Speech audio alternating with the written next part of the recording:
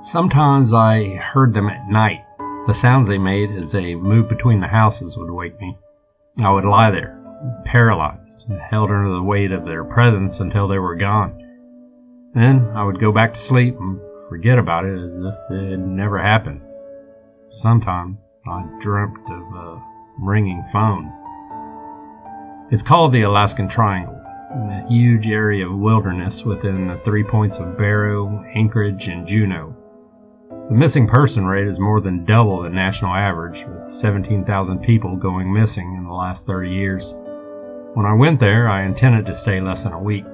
I didn't come back for 10 years.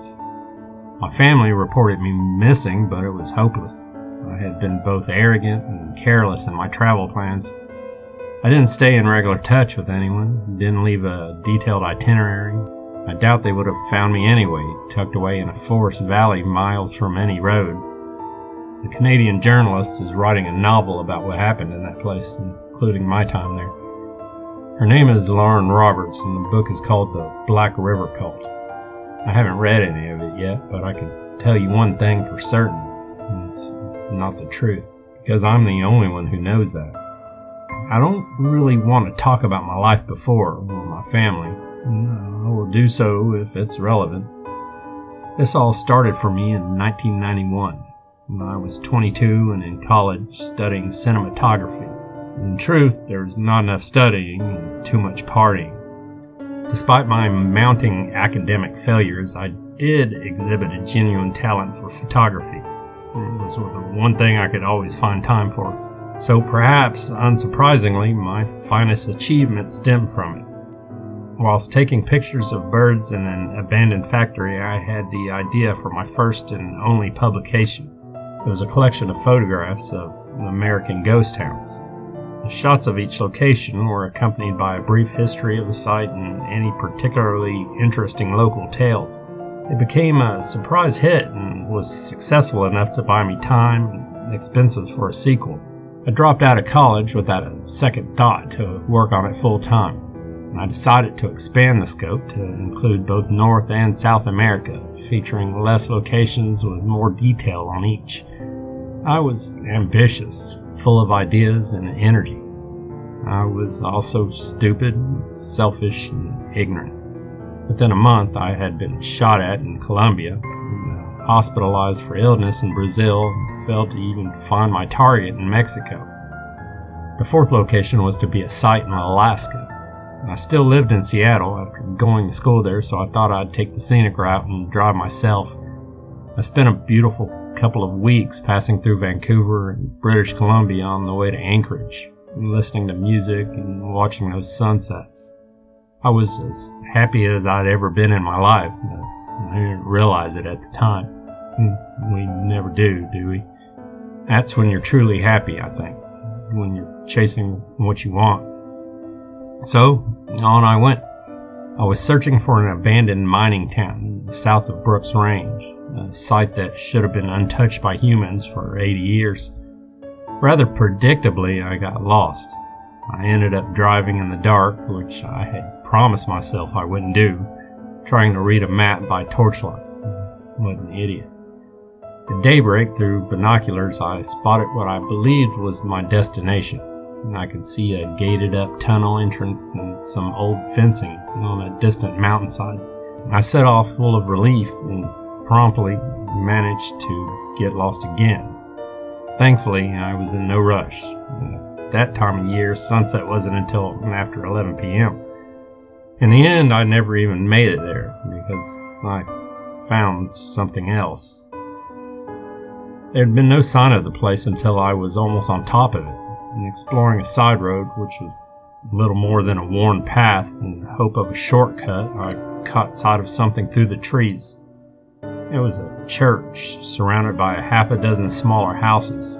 They looked decades old, but I couldn't give an age with any degree of certainty, and every building was badly weathered. Paint stripped from rotting wood, doors and windows mostly gone. 2 of the homes had collapsed completely. The church itself was a simple cross design, and I'd estimate only 20 meters or so in length with a 10-meter tower. The entire area was flooded with dark, still water, which averaged a foot or so in depth around the buildings. Elsewhere, it was impossible to tell. Past the town, I could see a shallow river, and the water strangely black from whatever it was carrying out of the hills. There were no signs of any people, vehicles, or animals. A piece of history, frozen in time, held still in an ink-dark pool. I was delighted. This was even better than what I had planned. With a smile, I exited the car and took a deep breath of the crisp air, marveling at my discovery. I remember thinking, as I stood there, how many sights like this were there in the world, after images of life. Places that people never even lay eyes on for decades at a time. Who even founded this place? Where'd they go? I had a routine for work and got straight into it. As well as my camera equipment, I had, for the first time in my life, a loaded gun. As unlikely as it was that I would encounter wolves, it was still a possibility. Buying and learning to use a gun was about the only sensible thing I had actually done before leaving. If I recall correctly, I began by taking some distance shots, working my way back in from the road.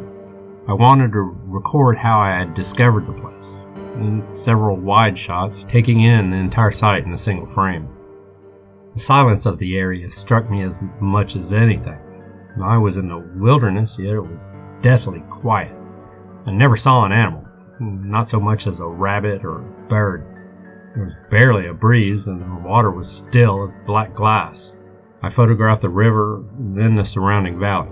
It was thickly forested on all sides, which kept the old buildings in almost constant shade. While taking these pictures, I realized just how difficult this place would be to find, even from the air. No wonder I had never heard of it. I worked for a couple of hours, trying to get the best angles with the changing light, and even wading through the water for better shots. It was at least knee-deep in most places and bitterly cold.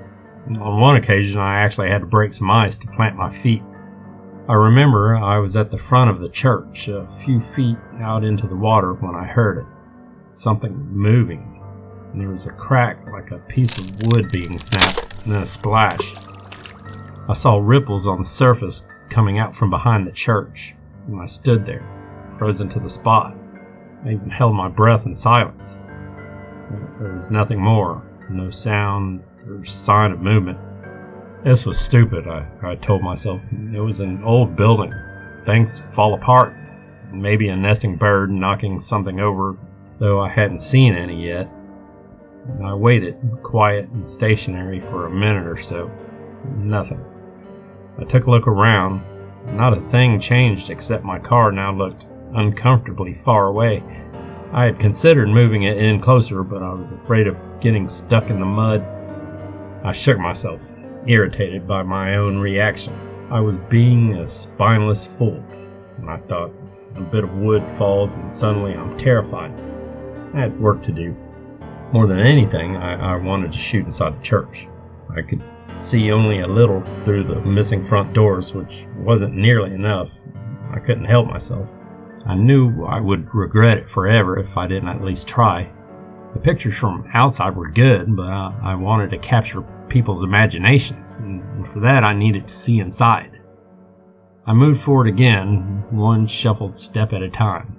The depth of the water stayed consistent, and there were no ripples but the ones I made myself.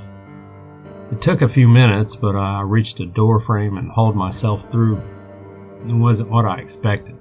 The floor of the main hall had been almost completely torn up, leaving only a few feet of floorboard around the edges. Where the floor had been was only black water, as still as it was outside.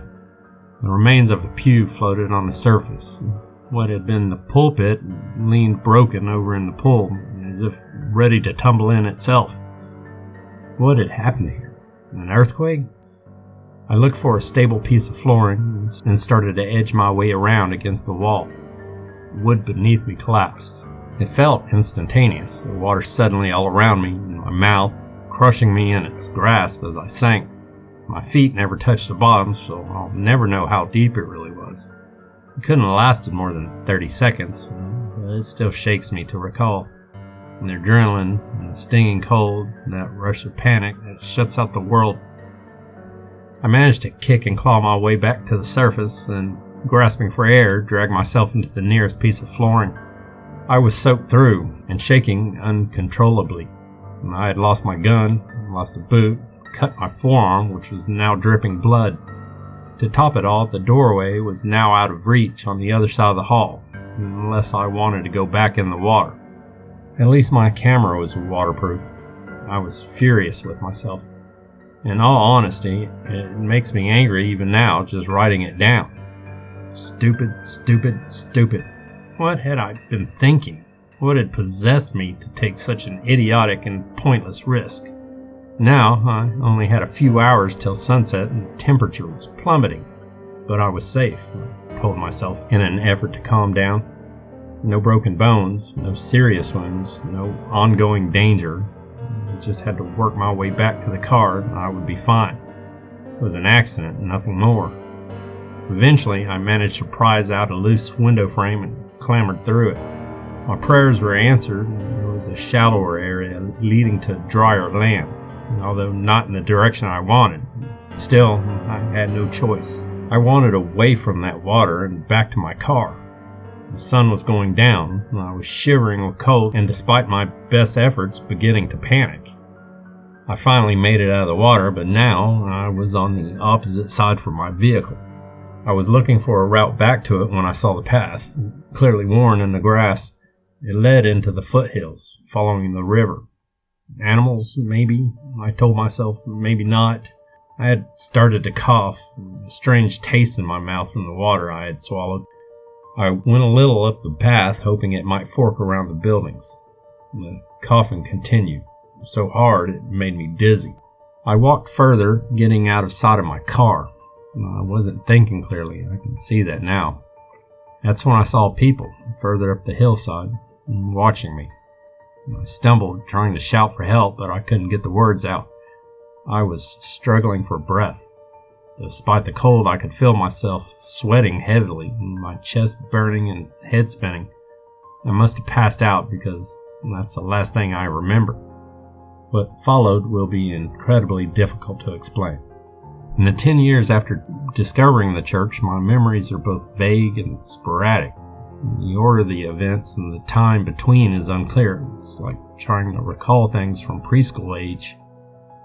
I was living in a village with approximately 30 others, an hour's walk from the abandoned church.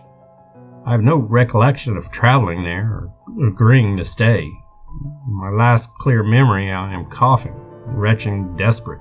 In the next, I'm a villager in a concealed settlement in the hills. I have a daily routine I follow, and I have no intention of ever leaving. I had become a completely different person, but seemed unaware of the change. It's more like remembering a film than my own life. The memory of those years are all surface, no layers, no nuance to the thoughts. I was myself, but not myself, as if parts of me were missing or sealed away. The closest analogy would be sleepwalking, but in truth, it wasn't like that at all. There were rare, clear images. Occasionally something would upset me, but the feeling would be quickly pushed away and I would return to passivity. The moments seemed to stay with me for some reason, as unpleasant as they were. An example, I remember once watching the pigs we kept as they ate and slept in their pen. One was to be slaughtered that night. Watching them filled me with a sickening dread, yet I had no idea why. I should describe life there, I think, before I go any further, how I spent the decade. There were 6 homes in 2 rows of 3, well concealed in the thick forest. I'm using the term homes quite loosely here. I've seen tents that were more complex. 2 doors, one front and one rear. 2 floors with no further segregation of rooms, no windows or running water. And they would actually be better described as shelters. One of them had 6 wooden cots downstairs, but otherwise we slept on blankets on the floor. There were some vehicles there of varying ages and conditions. I never saw any used for any purpose. We had pigs the first few years I was there, but they didn't last. We foraged for food, hunted, and fished in the surrounding area. What we caught was cooked over an open fire. The Black River ran past us a few minutes' walk away. Once a week, at daybreak, we went together down to the church. In silence, we would line up and kneel at the water's edge. Usually this lasted only a minute or so. I have no idea why we did this, and don't believe I knew then either. I only understood that it had to be done. I witnessed what appeared to be panic attacks among the others, particularly at the waterside. They would calm quickly, of course, as I would. Then we all forgot about it as if nothing had happened. I never thought about my family or friends or life before. Or perhaps I did, and it was simply pushed down and forgotten before I could grasp it. I know I still dreamt. I know this because the panic of waking from these dreams was the strongest emotion I felt. And it was always the same dream, a ringing phone. I never saw anyone touch except at night when we huddled together for warmth. I have very short memories of intensely painful migraines, always when I strayed too far from the river. I have just received an advance copy of the book, which I wasn't expecting since I declined to give Miss Roberts an interview. To be fair to her, she didn't press the issue. The first chapter covers what the police found on the site. It's a strange feeling to see these pictures after so many years. I don't quite know how to describe it. There was no one there when they first arrived. Every house was empty. And after searching them, the officers followed the river to the church. One of them found a piece of clothing floating on the water. When they pulled it out, it was still attached to a broken collarbone. The situation progressed quite dramatically after that. Teams of forensic specialists and investigators, after further discoveries, they decided to drain the water from the site. And they found more bones. Thousands of bones. At least 90 individuals dating back over 100 years. Life in that place changed for me in June 2001, 10 years after I first arrived. 5 of us had been hunting, and by the time we returned, 3 of us were vomiting and feverish. I don't know what caused it, and water we shared perhaps. There could be any number of reasons. I was one of those affected, and the fever nearly killed me, leaving me delirious and hallucinating. I didn't recall it clearly, of course, and not at all. I would guess I was in and out of consciousness for almost a week. I thought I could hear the ringing phone, the one from my dream. It was somewhere in the house, I was sure of it. Only I could get up, I could find it. Why couldn't someone answer it? Then I would slip back into unconsciousness. And so it went. Eventually the fever broke and I opened my eyes. I lay on one of the cots, my clothing soaked in sweat and blood running from my nose and down my chest. The room was bare other than the beds and a jug of water. I was alone, here no one else nearby. Pain, exhaustion, fear, all these things are easy to understand as we have all felt them. I don't think I can truly convey the confusion I experienced in any relatable way. I hardly knew who I was, never mind where or when. Despite this, there was a freshness to my thoughts, a new clarity. I felt changed, almost like sobering up. I had to use the toilet, so I began to struggle to my feet. I knew the toilet was outside, though I couldn't have told you how I knew or when I had last used it. I called for help, but there was no answer. Someone had clearly cleaned me and brought me water, so I was certain there were still people nearby. But who and where? As I exited the rear door, a terrible migraine struck me, a pressure like I had never experienced before or since. People use words like unbearable far too casually. This was truly unbearable. It's no exaggeration to say I would have chosen death over that pain if it had continued. I staggered through the trees almost blind with the pain, and shaking legs buckling under me. I may have cried out, but I don't think I would have even known. I fell and lay on my side. The sudden flow of blood from my nose terrified me even through the pain. Something spasmed behind my eyes and I heard a crack. I must have been paralyzed by what was happening because I neither moved or made any sound. More cracks were followed by a fresh explosion of pain, and I had the first seizure of my life. Then, darkness. I thought I was going to die. I was certain of it, in fact. I don't know how long I laid there. When I came fully around, there was a foul taste in my mouth, and I felt open wounds on my tongue and gums. I could hear breath rasping through my swollen throat. My eyes focused, and my mind cleared. In the mud beside me, there was a bloody lump of flesh. It was perhaps the size of a walnut, a smooth oval, red and black, with dozens of hair-like tendrils extending from the edges. It moved, just a fraction of an inch, twitching, and stopped. I tried to stand, to get back to the house, but the pain overwhelmed me again. My head swam and I collapsed within a few meters. This time I was out for several hours. I was examined by a doctor when I escaped this place. Several doctors, in fact. The skull fracture between my eyes appeared to have been caused by internal pressure. They said they had never seen anything like it in a living patient.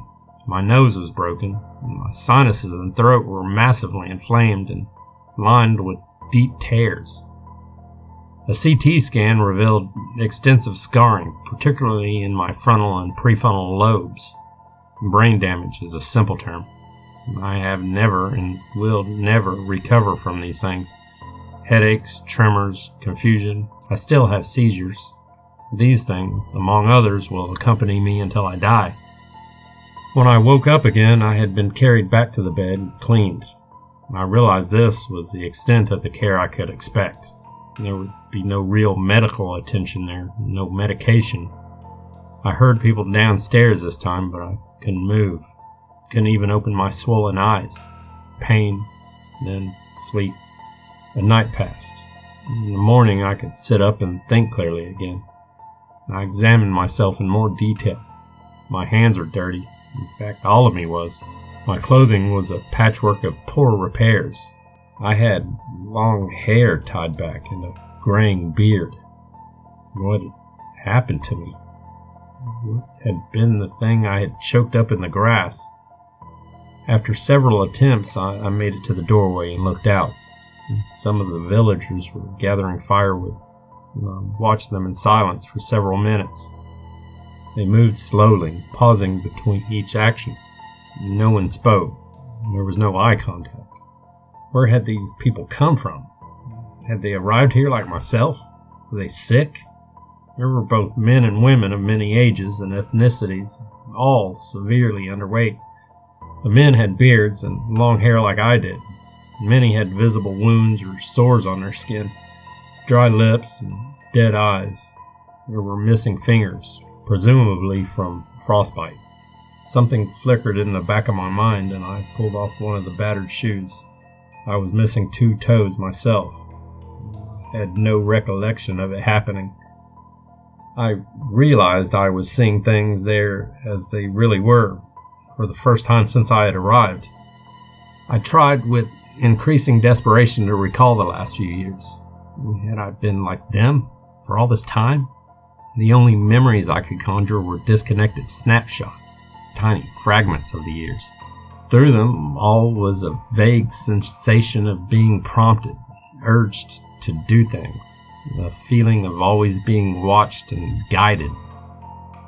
Too weak to walk any further, I returned to the cot. I figured whoever had been bringing me water would return eventually, and then I could get some answers.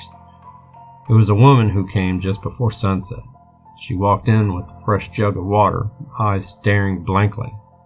She saw that I was awake and replaced the water, then left without a word. I called after her, but she ignored me.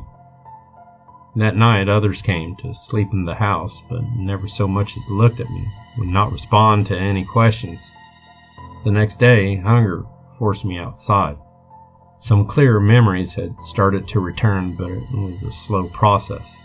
I knew I usually helped with fishing and hunting. That was my duty in the village. Food was communally taken once in the afternoon.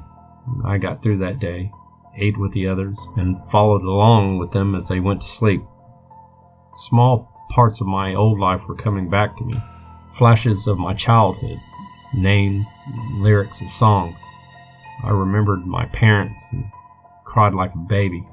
Were they looking for me? I wondered. At that point, I didn't know how long I had been away. They didn't even know I was still alive. Were they? I remembered the front door of an apartment in Seattle. It was my home, or at least it had been. Among these memories were flashes of terrible scenes, some half-recalled nightmare filtering through, images of people being torn apart, wide-eyed and wide awake, staring into space as they died, as if they didn't feel a thing. They were real memories, I was sure of it. I had seen these things happen. Over and over I would touch on the truth and my mind would recoil from it. Something I should be afraid of. Something that came at night. There are photographs of many of the villagers in Lauren Roberts' book, smiling pictures with family members from their lives before. Some faces I recognized. There were names and backgrounds for each of them, when they went missing, what remains were found of them, perhaps only a jawbone or a wedding ring. Dozens of photos, not one of them made it back to those lives. Miss Roberts has quite the theory about it all. She thinks these people were there to escape their own lives. They were sucked up by just another cult and hidden away from modern life. She thinks it was a twisted religion which lived and died out of sight in the cold. She thinks these people killed each other one at a time and put the bodies in the water, and then the last few fled. She thinks all the evil in the world comes from men and women. She is wrong about all these things. I had planned to leave the village as soon as I was strong enough. In the meantime, I struggled to play along. It was like living and speaking with mute children, and everything so basic, so simple. Anything out of the ordinary was pushed away and ignored. They would stare into space for hours on end. So I planned and prepared, hoarding extra clothing and food, and trying to remember. I had been dreaming again of the ringing phone when I woke. It was pitch black outside, maybe 1 a.m. if I had to guess. I heard others in the house getting up and going downstairs. They seemed even more oblivious to their surroundings than usual. I followed. No idea what was happening, but wary of being singled out. We filed out in the moonlit street. Everyone had gathered in front of their houses, shivering in the cold. There was a sick feeling rising in my stomach, something trying to be remembered. They all lined up on either side of the street, heads down, silent, and waiting. I copied, taking my place with my eyes on the ground at my feet. A memory was rising from the dark, and it comes here from the water at night. I heard something moving through the trees. No one else seemed to have noticed. Remember, it walks down the line between us. I was too afraid to run at this point or even raise my head. There was a movement at the edge of my vision near the end of the street. Heavy footsteps, long, slow breathing, and the smell of stagnant water. It was coming closer.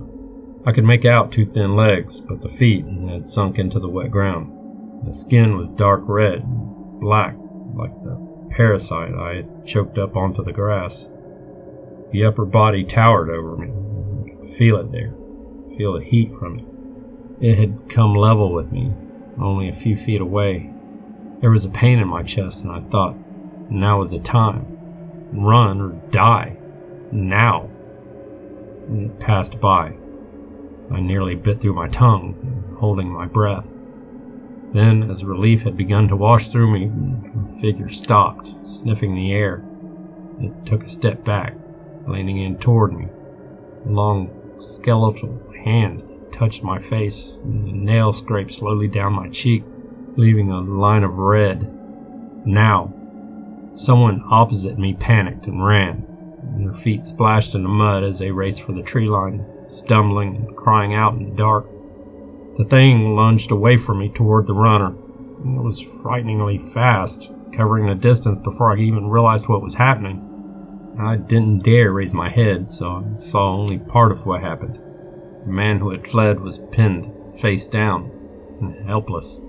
It held him there, apparently without effort, as he fought to free himself, and it began to eat him, beginning with the back of the head, neck, and shoulders. The second one rushed forward out of the darkness and snatched at a leg, pulling it free. The man was screaming, a desperate, incoherent howl, begging for anyone to help him, for God to help him. We all just stood there as it happened, still, quiet. Here it was, the truth behind my nightmares. When it was over, we faded back into the houses. No sign of what had happened on anyone's face but mine. I recognized the man who had ran, who had saved my life in doing so. He was one of the others who had been hunting and got sick, like me, had been through all what I had been since then, surviving the fever and playing along as he planned an escape. We had sat together at our meal the day before, side by side in silence. I could remember all the other times now, all these taken from the line and eaten alive in the dirt, and never cried out, never fought or ran, never made a sound. At daybreak, I stole a motorcycle, all the gasoline I could. And the other 3 vehicles I had tried didn't even start. The bike was from a more recent addition to the camp, but I couldn't remember who. I waited till no one was nearby, then set off, heading the opposite way from the water. I thought my old car might still be there, but the thought of going near that church was too much. I didn't look back. I would drive until I ran out of gasoline. I figured I would rather die alone in the wild than face another night there. It was luck more than anything that saved me. When the gas ran out, I walked for 2 days. I nearly died of cold both nights, despite my preparations. If it had been any other time of the year, I wouldn't have made it, not even close. The trucker found me on the Dalton Highway, lying unconscious at the side of the road. I don't even remember it. He took me straight to the nearest town, saved my life. His name is Kyle. He became a grandfather last year. We still message each other from time to time. When I woke in a hospital bed, I asked for the police. Then I called my mom and dad. It wasn't an easy conversation as my memory still had more gaps and pieces. At first, I don't think they even believed it was me. Details came back slowly, over months. Faces, names, places, feelings. Eventually, my parents took me home. I stayed with them until I recovered, physically at least. One day in the hospital, I heard a phone ringing in the hall, and the memory finally returned. Here it was at last. I had a girlfriend, Abby. Her face, her voice, it all came back, a wash of images and emotions. We had been seeing each other for 6 months, the longest relationship I had ever had. I thought I loved her. I told her I did. Something else. The last thing I'd done before leaving for Anchorage 10 years earlier. That day I had called her to say goodbye, tell her I would be back in a few weeks. She was quiet for a moment, then she said she was pregnant.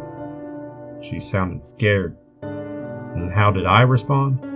I hung up the phone in a fit of temper. Angry, selfish, young, and stupid. I didn't want a baby. I felt like she had done this to try and steal my future. I was an idiot. A 22-year-old boy who didn't want to deal with real life, who could look at the world and see only himself. She tried to phone back, but I walked away, leaving it ringing. So I lost them both. My daughter, who I never met, died in an accident at age 4. Her mother left the country after that. I asked my parents and friends about her, but she had never told them the truth. Eventually, I managed to track down her brother. He was the one who explained what had happened, but he didn't know where she was. No one had heard from her in years, he said. Eventually, I stopped trying. All it could do was hurt us both. The police went to the Black River site while I was still in the hospital, somehow finding it even with my laughable directions. I never told them the whole truth of what had happened, of course. They would have thought I had lost my mind, understandably so. I don't think they even believed my edited version until they found those first bones. I had lived a lie for 10 years. That time was lost, stolen from me. Since I came back, I've just lived a different lie, and pieced together an impression of the man I was before. I would like to say I've recovered. It would be a lie. I think about that place every day. It's difficult to be part of things now, to feel things as I used to. Never married or had children. Never rebuilt friendships. Even now, decades later, I'm afraid to have anything. Wondering when another phone will ring and everything will change again. Truth is, I don't know.